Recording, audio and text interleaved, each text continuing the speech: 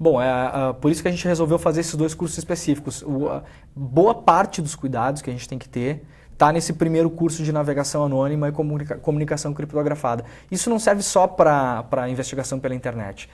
Tem casos muito clássicos de jornalistas brasileiros ameaçados, de fontes que acabaram, depois de investigações, tendo problemas sérios. Tem um caso muito clássico de um jornalista chamado Maury Koning.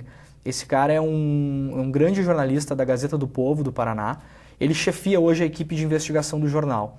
É um jornal sediado em Curitiba. O Maury fez uma investigação, há alguns anos atrás, sobre a Polícia Civil do Paraná. Ele descobriu, através de fontes que ele conseguiu na polícia, ou seja, não pela internet, fontes ao velho estilo de fonte mesmo, ele descobriu que existia uma verba flutuante na Polícia Civil do Paraná, que ela poderia ser mais ou menos remanejada ao longo do ano pelos oficiais, pelos grandes escalões da polícia.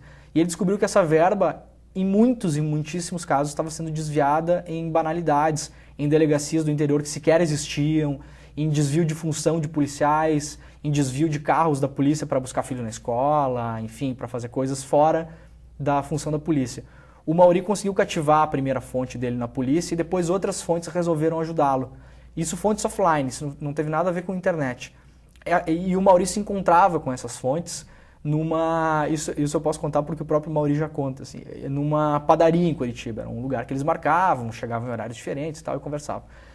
Depois que o Maury publicou essas matérias, as fontes dele sofreram muita represália, porque muitas delas estavam ainda dentro da organização Polícia Civil e acabaram sofrendo pressões de vários tipos. Então, se na época ele tivesse tido essa consciência de que ele poderia se comunicar com essas pessoas de uma forma mais segura, talvez essas fontes nunca tivessem sido reveladas. Então, esses cuidados, aí voltando à tua pergunta, que se tem que ter, a gente já parte do princípio que esse primeiro curso ele vai ensinar a ter, talvez, 90% dos cuidados de comunicação entre fontes e cuidados que o próprio jornalista tem que ter com a própria integridade, ao menos enquanto navega pela internet para fazer uma investigação. Nesse segundo, tu ainda apresenta formas de solicitar documentos e informações de órgãos públicos, tanto nacionais quanto internacionais, também no caso da Interpol, né? Exatamente. E segundo, a gente foca então em obtenção de documentos, seja com bancos de dados abertos ou às vezes são bancos de dados banais. São bancos de dados, por exemplo, para pesquisa de empresas, se você quer saber de quem é o dono de uma determinada empresa. É um banco de dados da junta comercial, então a gente vai mostrar banalmente como se faz isso, que muitas vezes a gente não tem a noção exata de onde procurar. Então, sites de junta comercial é um exemplo do que a gente vai trabalhar nesse curso. Então a gente vai, digamos, do banco de dados mais banal até, digamos, bancos de dados um pouco mais elevados, partindo para leis de acesso à informação. Então a gente trabalha tanto com a lei de acesso à informação brasileira, que a gente tem há pouco tempo promulgada, acho que faz questão de 2 anos, alguma coisa assim. Faz pouco tempo. Faz muito pouco tempo, mas por sorte a gente conseguiu ter isso promulgado.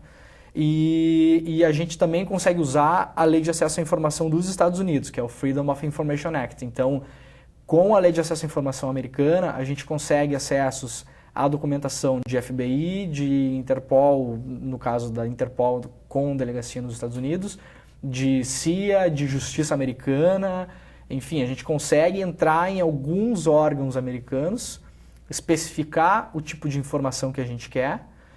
Então a gente vai ensinar como fazer isso, vai dar algumas cartas modelo, e essa informação confirmada pelo órgão, se ela existe ou não, então a gente vai ver como a gente pode receber. Essa informação pode ser enviada pelo correio, pode ser em papel, pode ser em arquivo digital, enfim, é uma das coisas que a gente vai abordar.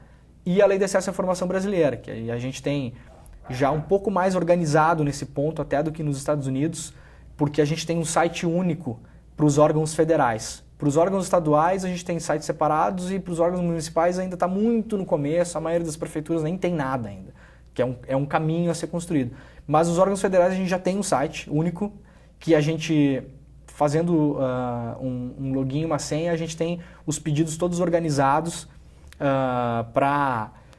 desde Polícia Federal até Itamaraty, até Comando do Exército, Comando da Aeronáutica, todos os órgãos federais. A gente pode fazer tudo no mesmo sistema, Da mesma forma, a gente tem as respostas todas elencadas de uma forma lógica e racional, que você acaba não se perdendo, sabe que dia foi feito o pedido, você pode recorrer no próprio sistema, pode recorrer de novo no próprio sistema. Então a gente vai ensinar como acessar esse site, como solicitar as informações e o que fazer caso elas não cheguem. Uhum. E essa questão da lei de acesso à informação, isso entrou há pouco tempo no Brasil, né? Isso facilitou mesmo o acesso ou isso é uma coisa mistificada ainda? Tem alguns órgãos que ainda tem uma certa...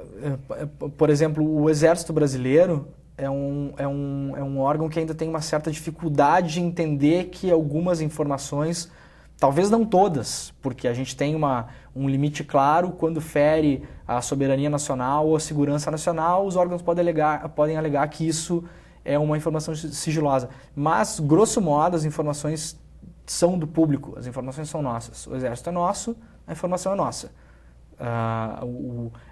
Os órgãos federais são nossos, são supridos com o nosso dinheiro, então a informação é nossa. Então, grosso modo, a gente tem que pensar assim. Então, a lei ela trouxe uma facilidade enorme em relação a isso. Tem órgãos que funcionam muito bem, tem alguns que você precisa recorrer e forçar um pouco a mão, mas, em geral, a minha experiência pessoal, eu estou já há cerca de 4 anos escrevendo um livro que trata muito de investigação no Brasil, nos Estados Unidos e na Itália, e essa investigação brasileira, graças à lei de acesso, eu tive contato com muito material, principalmente material do DOPS, do Rio de Janeiro e do DOPS de São Paulo, que era a polícia política, né? São os arquivos da polícia política na época da ditadura, que até anos atrás eram inacessíveis, ninguém podia tocar, se quer ver, se quer fotografar esses arquivos. E graças à lei agora a gente tem a possibilidade de ter acesso a essa informação. Então isso ajudou muito o trabalho do jornalista. Então, muito obrigado pela tua participação. O curso acontece de 26 de abril ao dia 3 de maio, né? Este último Exatamente. Curso, muito além do Google. Para as outras informações, acesse fevale.br/cursos e eventos. Até mais!